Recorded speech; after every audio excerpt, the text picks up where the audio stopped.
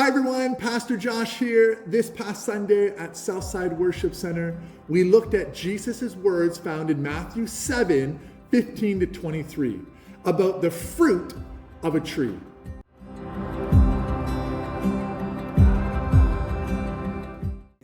Did you know that Jesus says that you can recognize people by the kind of fruit that they produce in their lives and in others?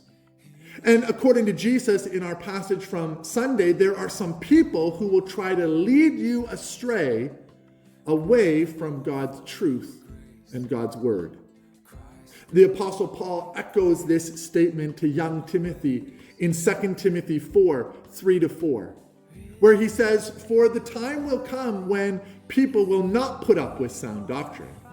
Instead, to suit their own desires, they will gather around them a great number of teachers to say what their itching ears want to hear. They will turn their ears away from the truth and turn aside to myths."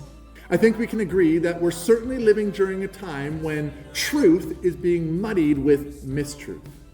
The world is constantly trying to get us to embrace their way of thinking, their lifestyle decisions, their goals and purposes for life. But as Christians, we're called to build our lives on God's word, that firm foundation. If you think about it, the Bible is more available and accessible than ever before in history.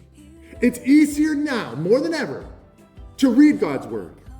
If you're not good at reading, to listen to God's word and to use tools to understand God's word. However, the sad reality is that many Christians have ignored, neglected, and not prioritized reading God's word. Too many people have depended on others to tell them what God's word says rather than digging into it for themselves. And this is a dangerous game to play as a Christian, especially during the time that we're living in. Because when believers are not engaged in God's word, we open ourselves up to being led astray. If God's word is not firmly rooted in your heart, the next thing you know is you start believing some mistruths.